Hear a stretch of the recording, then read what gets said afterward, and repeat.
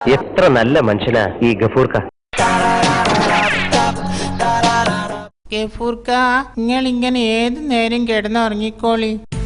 ഒന്നും മിണ്ടാണ്ട് പോന്നുണ്ട് എന്റെ സൂറാബിയെ. അല്ലാന്ന് ഈ വീട്ടിൽ അടുപ്പ് പുകയൊന്നും വേണ്ടേ? അടുപ്പ് പോകെ കുറച്ച് വിറകും കൂടെ വെച്ചു കൊടുക്കും സൂറ. ഇങ്ങനെ ഉണ്ടോ ഒരു മനുഷ്യൻ? ഇങ്ങനെ കിടക്കുന്നതിന്റെ സുഖം ഒന്ന് വേറെ തന്നെയാണ് മോളെ. നിങ്ങക്ക് എന്തെങ്കിലും പണിക്ക് പോയിക്കൂടെന്ന്? എടി ഇന്നാട്ടില് നമ്മക്ക് പറ്റിയ പണിയൊന്നുമില്ല. ഇങ്ങളാ മുഹമ്മദ് ഹാജിന്റെ അടുത്തൊന്ന് പോയി നോക്കിന്ന്. എന്തിനാണ്? നമ്മക്ക് വല്ല അസുഖം ഉണ്ടെന്ന് അറിയാനാ?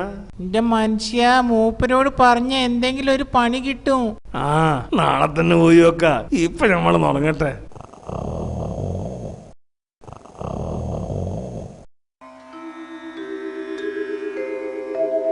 അസ്സലാമലൈക്കും ഹാജിയരെ.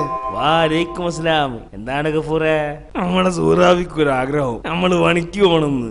അയിന് അല്ല, നിങ്ങളടുത്ത് വന്നാലേ പല പണിയും കിട്ടും അറിയാനാണ്.